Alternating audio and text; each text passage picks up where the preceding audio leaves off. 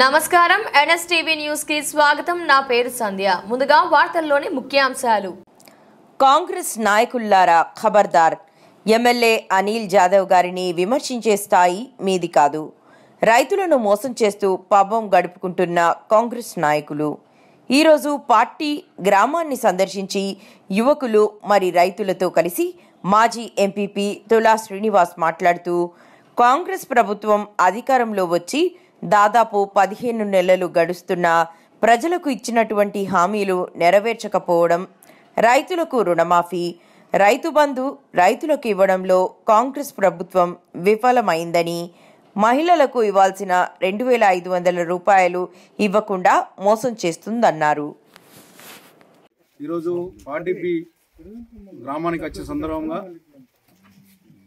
గ్రామస్తులు వాటర్ సరిగ్గా లేవు, మాకు రైతు బంధు వస్తలేదు, రుణమాఫీ సరిగ్గా కాలేదు, కరెంటు సరిగ్గా ఉండలేదని చెప్పని చెప్తున్న సందర్భంలో గత 10 సంవత్సరాలు కేసీఆర్ గారు బ్రహ్మాండంగా పంటలు పండుతుండే మేమందరం కూడా ఒక రైతు రాజులాగా బతికినాం। ఈరోజు మాకున్నటువంటి 2 వీలర్లు ఎప్పుడైతే కేసీఆర్ గారు రైతు బంధు ఇచ్చిండో అందరం కూడా ప్రతి ఇంటింటికి 2 వీలర్లు కొనుక్కున్నాం। ఈ కాంగ్రెస్ ప్రభుత్వం వచ్చినాక ఈ 2 వీలర్లు అమ్ముకుంటున్నామని చెప్పి ఇక్కడంతా యువత చెప్పడం వాస్తవంగా చాలా బాధ అనిపిస్తుంది। కాంగ్రెస్ ప్రభుత్వం రేవంత్ రెడ్డి ఇప్పుడన్నా కళ్ళు తెరువు, ఇక్కడ మీ నాయకులు శాసనసభ్యుల మీద మాట్లాడుతున్నాడు। బిడ్డ, మీరు కాంగ్రెస్ పార్టీ ఇన్ఛార్జ్ ఉన్నావు, నువ్వు నీకు ప్రజలే నీకు ఇలా ఓడగొట్టిండ్రు, అయినా నీకు ఇది లేక మీ ఉన్నటువంటి చోటా బుడ్డ నాయకులు మాట్లాడుతున్నారు। ఇక్కడ స్థానిక శాసనసభ్యుడు ఏం చేసిండని, అరే బిడ్డ నీకు తెలియదా?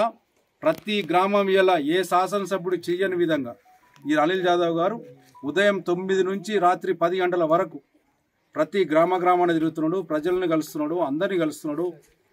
మేము ప్రతిపక్షంలో ఉన్నా ఇవాళ వాళ్ళకు ఏదైతే చిన్న చితక ఏదైనా అవసరం ఉంటే కూడా ప్రతిదీ కూడా ముందుండి పనిచేస్తున్న నాయకుడు మా శాసనసభ్యుడు। ఇలా బిడ్డ, నువ్వు దన్నూరులో నీకు డిపాజిట్ రాదు, ఒక నాయకుడేమో చెక్ పోస్టుల దగ్గర వసూలు చేస్తాడు, ఒక నాయకుడేమో పార్టీలు మారి ఏ పార్టీ అధికారం ఉంటే ఆ పార్టీలో ఉంటారు। ఇలా మీరా మా శాసనసభ్యుల గురించి మాట్లాడేది?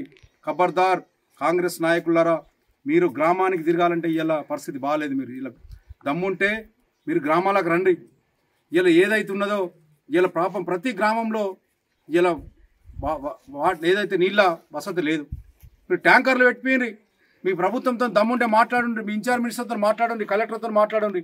ఏదో మాట్లాడినా ఏదో మెమోరాండం ఇచ్చినాం కాదు, ఏదో ప్రతిపక్షం వాళ్ళు ఇచ్చినటువంటి మీరు అధికార పార్టీలో ఉండి ఇలా మీ స్వార్థం కొరకు రాత్రిపూట మరి చెప్పొద్దు, మీరు రాత్రిపూట మెసేజ్లు పెట్టడం దానికి వనికొస్తారు। కానీ ఎప్పుడన్నా గ్రామాలలో తిరిగి ప్రజలకు ఏం మౌలిక సదుపాయాలు ఏం కావాలని తెలుసుకున్న పాపన ఉన్నటువంటి మీరు ఇలా లోకల్ బాడీ ఎలక్షన్లు వస్తున్నాయంటే అది చేస్తాం ఇది చేస్తామని చెప్పి మీరు పలకడం తప్పితే ఏమీ లేదు।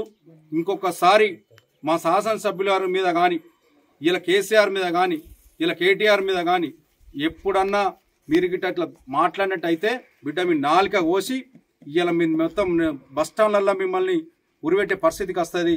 జాగ్రత్త, ఖబర్దార్। మేమేదో బీఆర్ఎస్ పార్టీ కార్యకర్తలం కానీ నాయకులం కానీ ఎందుకు అవసరం, ఇప్పుడు ప్రజలకు మంచి జరగాలని చెప్పి అందరం కూడా మేము సామరస్యంగా ఉంటే ఇలా మీరు ఇష్టం ఉన్నట్టు మాట్లాడడం చాలా విడ్డూరం।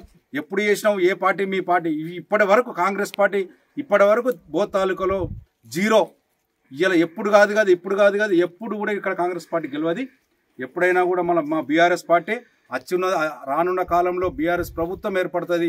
మా నాయకుడు కేసీఆర్ గారు కేటీఆర్ గారి నాయకత్వంలో మళ్ళీ అన్ని గ్రామాలను ఏ విధంగా అయితే గతంలో చేసినటువంటి రైతు బంధు కానీ రైతు బీమా కానీ రుణమాఫీ కానీ ఇంకా ఎన్నో ఉన్నాయి, రైతులకు చేయాల్సినవి యువతకు చేయాల్సినవి। కాబట్టి తప్పకుండా మళ్ళీ వచ్చే ప్రభుత్వం మాది। ఈ 15 నెలలలో మీ ప్రభుత్వం సున్నా, ఎక్కడ చూసినా ఈ ప్రభుత్వం అయిపోయింది, ఈ ప్రభుత్వం ఏమీ లేదు, ఏం నడసలేదు, అయిపోయింది ఈ ప్రభుత్వం అని చెప్పి కేసీఆర్ బాగుంటుండే అని చెప్పి గ్రామాలలో తిరిగితే వాళ్ళే అంటున్నారు। ఇవాళ పెన్షన్ ఇస్తాను, పాపం మహిళలకు 2000 పెన్షన్ 4000 అన్నావు, ఎటువైంది? ఇవాళ పాపం చదువుతున్నటువంటి పిల్లలకు ఇలా చూడండి, ఇలా రెసిడెన్షియల్ స్కూళ్ళల్లో పిల్లలు చనిపోతున్నారు. ఇలా సిగ్గు అసలేదు మీకు, ఇంకా భోజనం సరిగ్గా పెడతలేరు, మీకు స్కూళ్ళల్లో భోజనం లేదు, బిల్లు లేవు. ఎక్కడెక్కడ ఇలా ఆరోగ్యం చూడండి కుంటుపడింది. ఎక్కడ కూడా ఆరోగ్యం, ఒక టాబ్లెట్స్ లేవంటున్నారు. అరే జ్వరం టాబ్లెట్స్ లేవన్న పరిస్థితికి వచ్చిందంటే ఇలా ఎక్కడ పోతున్నారు మీరు ఏం చేస్తున్నారు? మీరు సంపాదించుకోవడానికి మీ నాయకుడు అటు ఢిల్లీకి పైసలు పంపడానికి తప్పితే దేనికి పనికిరారు. ఇలా ప్రభుత్వం అనేది లేకుండా అయిపోయింది. రేపు ప్రజలే మీకు కొట్టే పరిస్థితికి వస్తుంది. కాబట్టి ఖబర్దార్ నాయకులారా, మీరు ఇప్పటికన్నా మంచి కామ్గా ఉంటే మంచిది. లేదంటే మాత్రం మా నాయకుడి గురించి కానీ, మా నాయకులు పెద్ద నాయకుల గురించి కానీ, మా ఎమ్మెల్యే అనిల్ జాదవ్ గురించి కానీ మాట్లాడితే మాత్రం ఖబర్దార్. ఇంకొకసారి ఇట్లాంటి కల్లిబుల్లి మాటలు మాట్లాడకుండా దమ్ముంటే రా, ఎక్కడికన్నా వస్తాం, మేము డిబేట్ పెడతాం, ఏడా పెడతాం. మీరు అనుకున్నా తెప్పియండి. ఇవాళ మీరు అన్నారు, ఇవాళ మండలి అనుకున్నాం, కేసీఆర్ గారు ఇచ్చిన జీవో. మీరు దమ్ముంటే మీరు ఏవైతే రేవంత్ రెడ్డి గారు వచ్చిందో మన బోత్ నియోజకవర్గాన్ని ఏది మన డివిజన్ చేస్తున్నాడు. ఎక్కడ పోయింది నీ డివిజన్?